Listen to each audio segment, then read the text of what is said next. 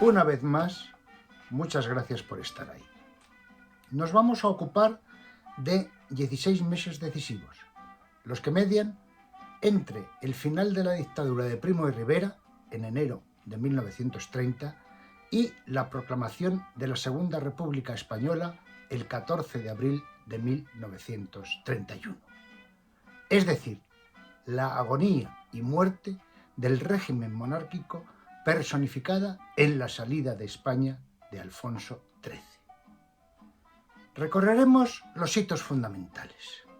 La dictablanda del general Berenguer, acosado por las fuerzas republicanas conjuradas en agosto de 1930 en el llamado Pacto de San Sebastián. Ese pacto tuvo sus expresiones más significativas en el mitin que se celebró en la Plaza de Toros de Madrid con asistencia de los líderes republicanos, en el artículo del filósofo Ortega y Gasset, El error Berenguer, en el diario El Sol, y en las sublevaciones que se produjeron en el mes de diciembre en Jaca y Cuatro Vientos.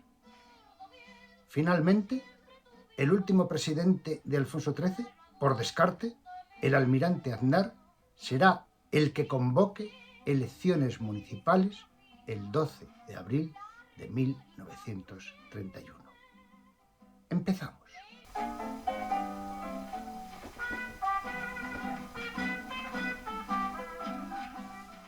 La dictablanda del general Berenguer. Empecemos por el personaje. Dámaso Berenguer Fusté, 1873-1953, nació en Cuba, pero pronto se trasladó a la península para ingresar en la Academia General Militar. Participó en las guerras de Cuba y África. Ascendido a general en 1913, fue ministro de la guerra en dos ocasiones, 1919 y 1931. Alto comisario de España en Marruecos cuando el desastre de Anual de 1921, fue degradado por el expediente Picasso y amnistiado por Primo de Rivera. Ocupó la presidencia del penúltimo gobierno de Alfonso XIII. Vamos por partes. Al día siguiente de la dimisión del general Primo de Rivera, el 28 de enero de 1930, el rey designa al general Dámaso Berenguer para que presida el gobierno con el propósito de retornar a la normalidad constitucional. Berenguer se había significado por su moderada oposición a la dictadura y era el más liberal de los tres candidatos que Primo de Rivera había presentado al rey como sus sucesores.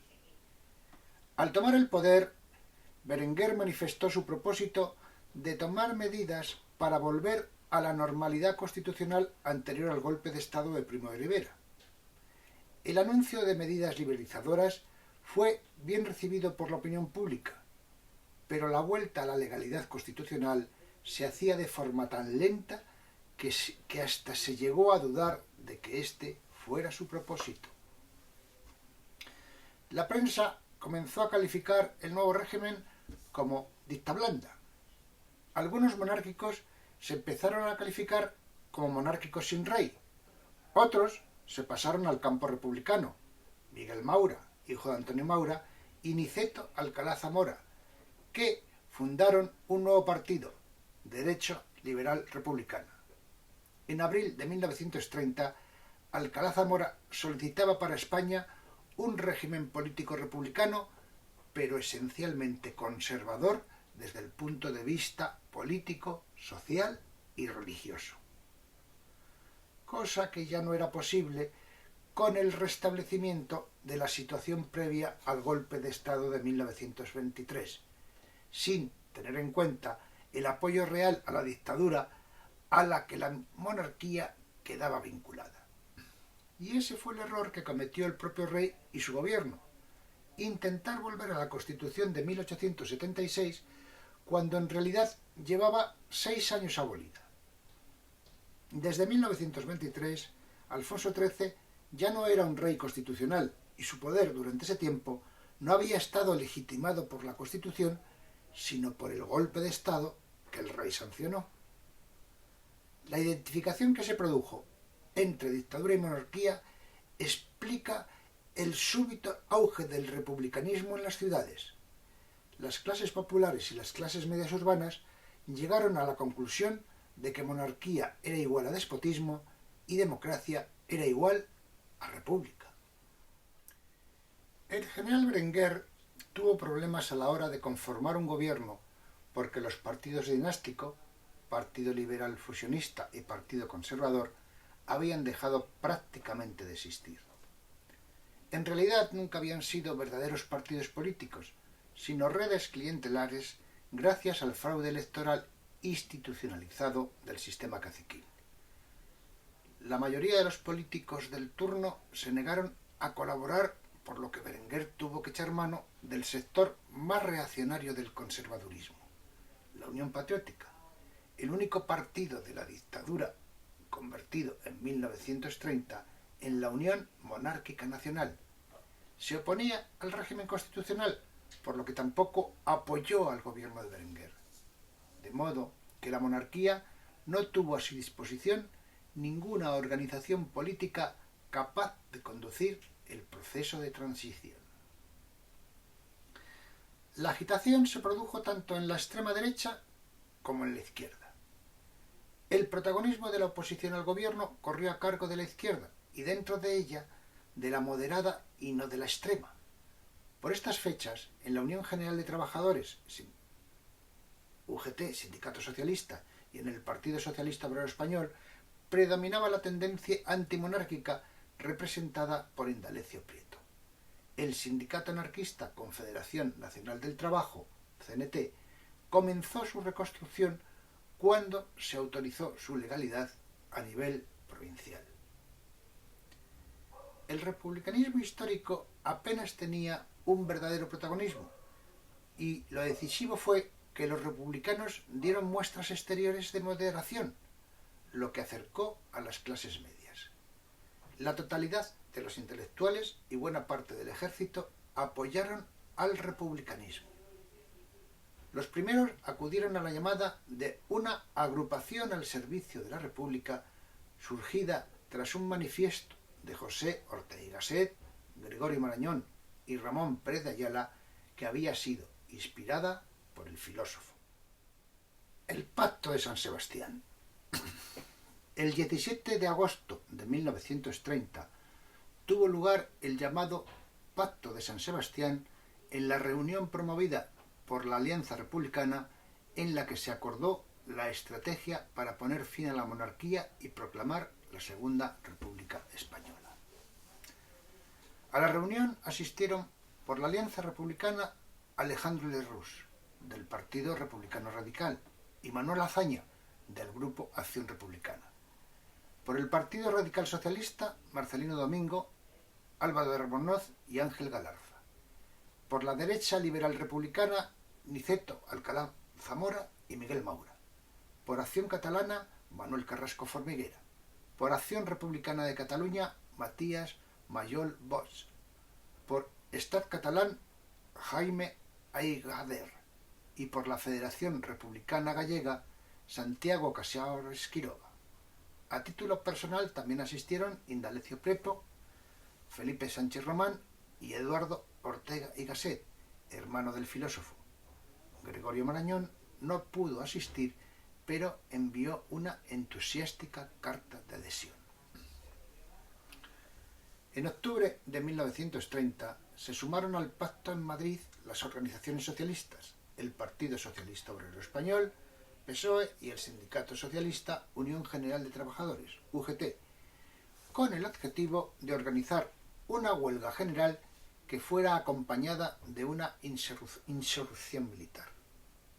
Para dirigir la acción se formó un comité revolucionario integrado por Niceto Alcalá Zamora, Miguel Maura, Alejandro Lerroux, Diego Martínez Barrio, Manuel Azaña, Marcelino Domingo, Álvaro de Albornoz, Santiago Casares Quiroga y Luis Nicolau Dolver, por los republicanos, Indalecio Prieto, Fernández de los Ríos y Fernando Largo Caballero, por los socialistas. La CNT continuaba su proceso de reorganización. no participó en la conjunción republicano-socialista, mostrando su posición antisistema de izquierda revolucionaria. El domingo 28 de septiembre de 1930 se celebró un grandioso mitin republicano en la Plaza de Toros de Madrid. Hasta el jefe del gobierno de la conocida como Dicta Blanda, el teniente general Dámaso Berenguer, conde de Sassuén, admitió ante los periodistas aquella noche que el mitin fue multitudinario y ejemplar, porque en todo momento se preservó el orden público y no se produjo ningún incidente. Acudieron más de 15.000 personas que ocupaban el graderío y 5.000 sillas colocadas en el ruedo. Del servicio de orden se encargaron 500 afiliados a los diversos partidos intervinientes. Comenzó el acto puntualmente a las 10 de la mañana y terminó a las 13:30. Los alrededores de la vieja Plaza de Toros estaban patrullados por la Guardia Civil, que en ningún momento necesitó intervenir. Manuel Azaña habló por Acción Republicana.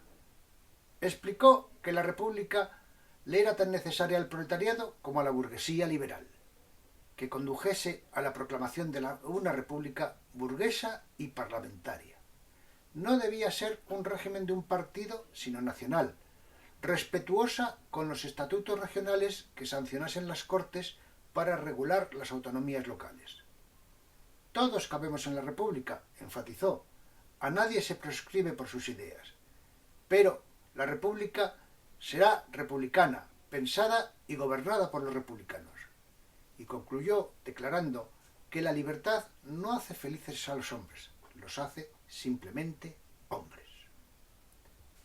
Niceto Alcalá Zamora, en representación de derecha liberal republicana, aseguró que los republicanos no querían la algarabía, sino orden y paz en todos los ámbitos del país. Alejandro Lerroux, en nombre del Partido Republicano Radical, defendió los regímenes democráticos y enfatizó que los pueblos sometidos a un poder autocrático, como Italia y Rusia, sucumben.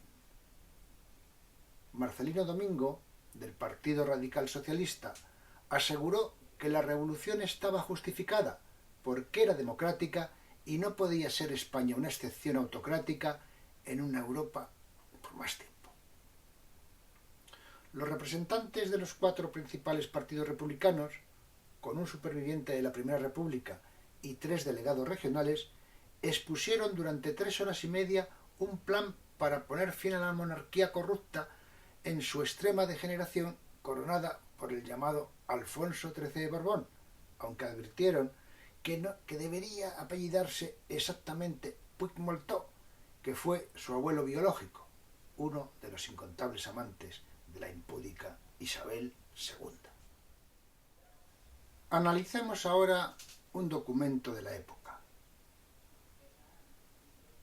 Un artículo titulado El error Berenguer, escrito por José Ortega y Gasset en el diario El Sol el 15 de noviembre de 1930. Contextualicemos.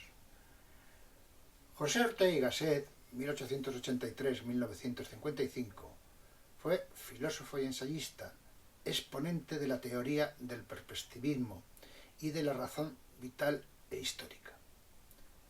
Catedrático de Metafísica de la Universidad Central de Madrid desde 1910. Su obra más destacada es La rebelión de las masas de 1927, donde critica al hombre masa que por igual se estaba dando en las revoluciones bolchevique y fascista. El periódico El Sol, que vivió entre 1917 y 1939, fue un diario de Madrid, inicialmente de ideología liberal y regeneracionista. En 1932 lo compraron los monárquicos y en 1937, incautado por el Partido Comunista Español, pasa a ser órgano del partido. Tras la Guerra Civil, los falangistas lo convirtieron en el diario Arriba.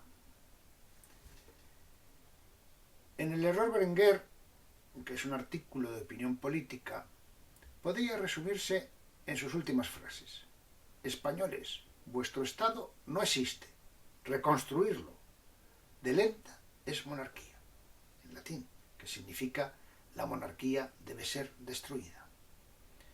El pueblo español ve próxima la llegada de la democracia y, sin embargo, esa transición se va prolongando y, tal y como dice Ortega y Gasset, Berenguer se convierte en un nuevo dictador.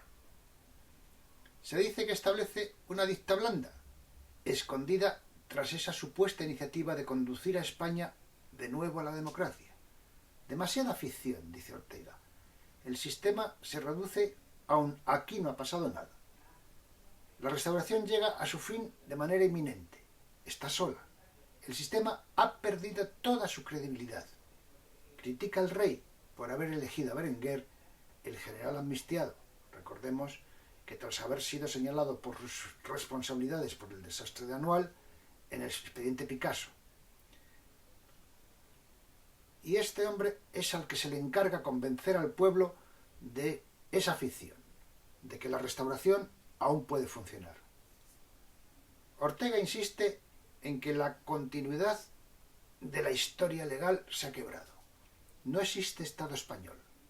Asimismo, y con respecto a la dictadura de Primo de Rivera, señala: la reacción indignada de España empieza ahora, precisamente ahora y no hace 10 meses, haciendo referencia a la dimisión de Primo de Rivera. Las sublevaciones militares de Jaca y Cuatro Vientos, 12 y 15 de diciembre de 1930. Golpes fallidos.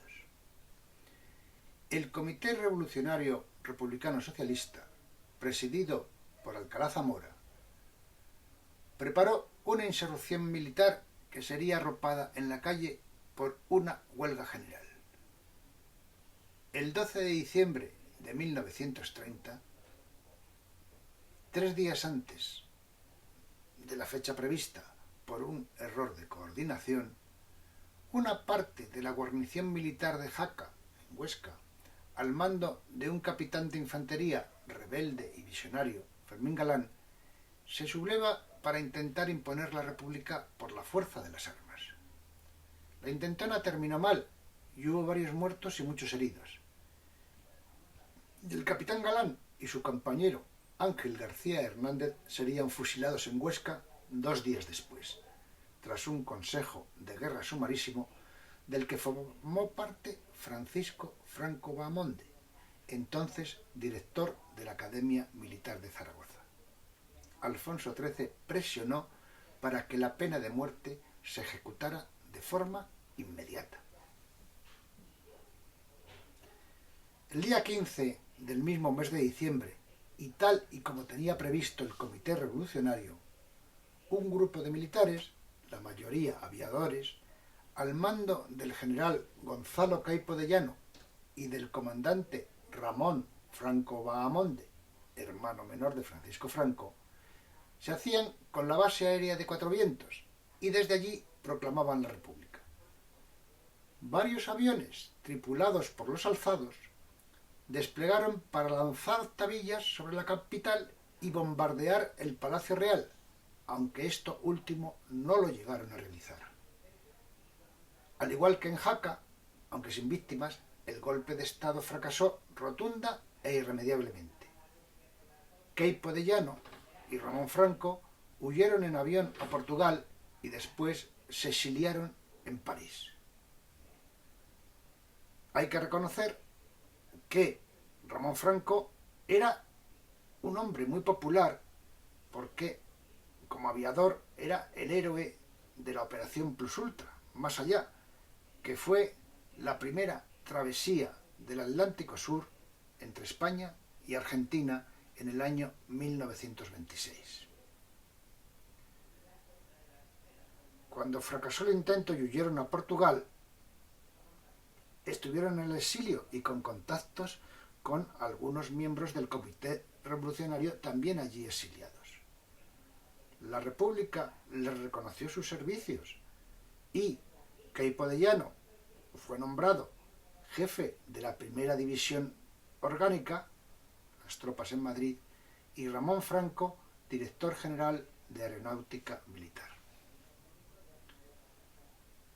Ambas sublevaciones fueron el preámbulo, en esos momentos ya irremediable, de la República Española, que llegaría 4 meses después.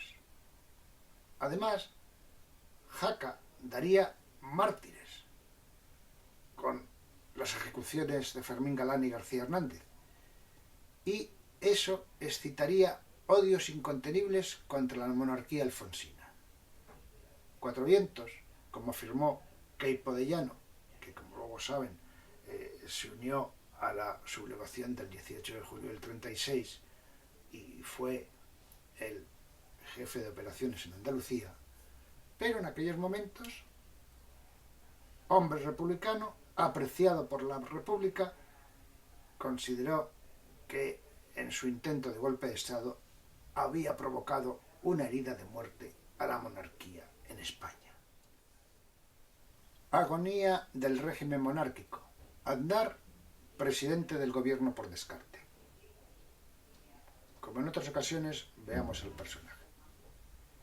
Juan Bautista Aznar y Cabanas, 1860-1933, fue un almirante y político, y el último presidente de gobierno de Alfonso XIII entre el 18 de febrero y el 14 de abril de 1931.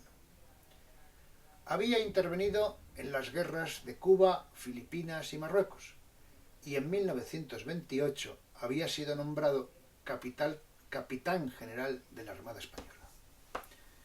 Su llegada a la presidencia del gobierno estuvo aupada por el conde de Romanones, que era partidario de pactar con los republicanos, aunque tuvo en su gabinete a Juan de la Cierva, a la dura, que quería sacar a la Guardia Civil a la calle para imponer el triunfo monárquico en las elecciones municipales de abril de 1931. Hay que apuntar aquí que a la sazón el director de la Guardia Civil era el general Sanjurjo, y que fue precisamente Sanjurjo el que advirtió que no estaba dispuesto a sacar los guardias civiles a la calle en un momento de euforia republicana, celebrando esa victoria en las elecciones municipales en las grandes ciudades por parte de los republicanos. Veamos. A pesar del fracaso de la acción en favor de la República dirigida por el Comité Revolucionario, el general Berenguer se vio obligado a restablecer la vigencia del artículo 13 de la Constitución de 1876 y a reconocer las libertades de expresión, reunión y asociación. Al mismo tiempo, convocó elecciones generales para el 1 de marzo de 1931 para constituir un parlamento que enlazara con las Cortes de la etapa anterior a la dictadura de Primo de Rivera y restableciera el funcionamiento de la soberanía del rey con las Cortes. Esa convocatoria no encontró ningún apoyo, ni siquiera entre los partidos dinásticos tradicionales, porque no se trataba de convocar Cortes constituyentes para reformar la Constitución. Todas las fuerzas democráticas integrantes del Pacto de San Sebastián se opusieron a celebrar elecciones generales.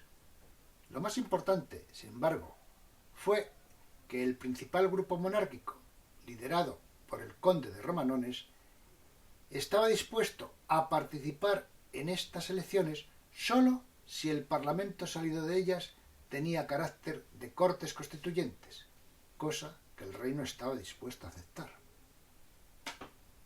El fracaso de la convocatoria electoral de Berenguer obligó a Alfonso XIII a buscar un sustituto para la presidencia del gobierno. El 11 de febrero de 1931 se entrevistó en Palacio con el líder catalanista Francesc Cambó, quien manifestó al rey que aquellos no eran momentos para imponer, sino para aceptar. El rey preguntó al político catalán qué le parecería la idea de convocar un plebiscito para que el pueblo decidiera si el monarca debía dejar la corona o no. Cambó le adelantó el resultado de tal consulta. Una mayoría pediría al rey que dejase la corona. La reacción del rey fue sustituir al gobierno. el 13 de febrero de 1931, el rey Alfonso XIII puso fin a la dictablanda del general Berenguer y nombró nuevo presidente al almirante Juan Bautista Aznar, tras intentar previamente y sin éxito que aceptara el cargo el liberal Santiago Alba o el conservador constitucionalista Rafael Sánchez Guerra. Juan Bautista Aznar formó un gobierno de concentración monárquica, en el que entraron viejos líderes de los partidos liberal y conservador, como el conde de Romanones, Manuel García Prieto, Gabriel Maura Gamazo, hijo de Antonio Maura, y Gabino Bugayal. También formó parte del gabinete un miembro de la Lliga Regionalista, Joan Ventosa, con el objetivo de obtener para la causa de Cataluña lo que no había podido alcanzarse hasta entonces. El nuevo gobierno propuso un nuevo calendario electoral. Se celebrarían primero elecciones municipales el 12 de abril y después elecciones a Cortes que tendrían el carácter de constituyentes. El 20 de marzo y en plena campaña electoral se celebró el Consejo de Guerra contra el Comité Revolucionario que había dirigido el movimiento cívico-militar que había fracasado tras la sublevación de Jaca. El juicio se convirtió en una gran manifestación de afirmación republicana y los acusados recuperaron la libertad. Las elecciones municipales se celebraron el 12 de abril de 1931 y fueron ganadas en términos absolutos por los partidos monárquicos. Pero en las grandes ciudades fue rotunda la victoria de los partidos que habían firmado el Pacto de San Sebastián, cuyos principales dirigentes, integrantes del Comité Revolucionario, seguían estando en prisión. Se generó un sentimiento eufórico de victoria, de republicanismo, que había ganado en las ciudades más importantes. Los resultados electorales del ámbito rural se conocieron más tarde y se vio que allí los monárquicos se habían impuesto abrumadoramente. Todo el mundo entendió que las elecciones municipales del 12 de abril eran prácticamente un plebiscito sobre la monarquía. Y cuanto se supo que las candidaturas republicanos socialistas habían ganado en 41 de las 50 capitales de provincia, era la primera vez en la historia de España que un gobierno era derrotado en unas elecciones, aunque en las zonas rurales habían ganado los monárquicos porque el viejo sistema caciquil seguía funcionando, el Comité Revolucionario hizo público un comunicado afirmando que el resultado de las elecciones había sido desfavorable a la monarquía y favorable a la república. Una segunda república que surgió sin lucha. Su advenimiento surgió por una dejación del poder por parte de la oligarquía dominante. Todas las fuerzas que habían participado en la oposición a la dictadura monárquica asumieron el gobierno provisional. Esas fuerzas fueron la burguesía republicana radical, la pequeña burguesía democrática progresista, la burguesía nacionalista catalana y un sector del proletariado. Al día siguiente de los comicios, el gobierno del almirante Aznar debatió sobre los pasos que se debían tomar. Algunos ministros optaban por un retorno a la dictadura ante el temor de un levantamiento republicano. Otros se opusieron al uso de la fuerza y solicitaron negociar con los opositores. Alfonso XIII se inclinó por esta opción y se ofreció al Comité Revolucionario la formación de un gobierno de concentración y la convocatoria de unas cortes constituyentes que decidieran sobre el futuro régimen político. La propia oferta evidenciaba la debilidad del gobierno y el comité no aceptó el plan propuesto, aduciendo que las elecciones habían sido ya un plebiscito que había mostrado la opinión antimonárquica del país. Los acontecimientos se precipitaron. No había posibilidad de negociación con los republicanos y la opción de ejercer la fuerza quedaba descartada. Ya les he comentado la negativa de Sanjurjo, a la sazón director general de la Guardia Civil. Las calles estaban ya controladas por las masas republicanas y la euforia popular era imparable. Alfonso XIII no vio posibilidad alguna de mantener sus prerrogativas reales por cualquier medio, lo que hubiera tenido dramáticas consecuencias, por lo que decidió abandonar Madrid el día 14 y el día siguiente salir de España camino del exilio, pero sin haber abdicado de sus derechos dinásticos y constitucionales. El martes 14 de abril de 1931 se proclamó la República desde los ayuntamientos ocupados por los nuevos concejales y el Comité Revolucionario pasó directamente de la cárcel a los despachos gubernamentales, convertido en gobierno provisional frente al cual fue designado como presidente Niceto Alcalá Zamora. Como colofón les traigo el comunicado del rey Alfonso XIII, publicado en el diario ABC el 17 de abril de 1931. Este es el texto del rey. Las elecciones celebradas el domingo me revelan claramente que no tengo hoy el amor de mi pueblo. Mi conciencia me dice que ese desvío no será definitivo, porque procuraré siempre servir a España, puesto que es el único afán en el interés público hasta en las más críticas coyunturas.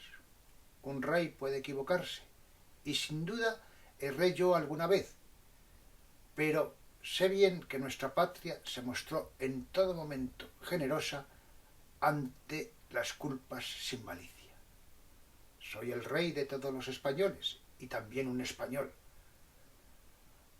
Hallaría medios sobrados para mantener mis regias prerrogativas en eficaz forcejeo con quienes las combaten, pero resueltamente no quiero apartarme de cuanto sea lanzar a un compatriota contra otro en fratricida guerra civil. No renuncio a ninguno de mis derechos porque, más que míos, son depósito acumulado por la historia de cuya custodia ha de pedirme un día cuenta rigurosa. Espero a conocer la auténtica y adecuada expresión de la conciencia colectiva y mientras habla la nación suspendo deliberadamente el ejercicio del poder real y me aparto de España, reconociéndola así como una señora de sus destinos. También ahora creo cumplir el deber que me dicta mi amor a la patria. Pido a Dios que, tan hondo como yo lo sienta, lo cumplan los demás españoles. Hay una nota del gobierno que aclara que se ha autorizado a publicar este texto porque ya está proclamada la República y existe libertad de prensa. Les agradezco mucho su atención. La historia contemporánea de España se nos está acercando. Se nos acerca cada vez más a un presente que fue el de nuestros abuelos. Recuerden nuestro presidente en democracia, José María Aznar. Su tío abuelo era el Aznar, el Juan Bautista Aznar Almirante, al que nos hemos referido como último presidente del gobierno de Alfonso XIII. Como en otras ocasiones, les pido que cultiven su espíritu crítico. No asuman sin más lo que yo les cuento. Lean, contrasten, debaten y formen su propia opinión sobre estos hechos.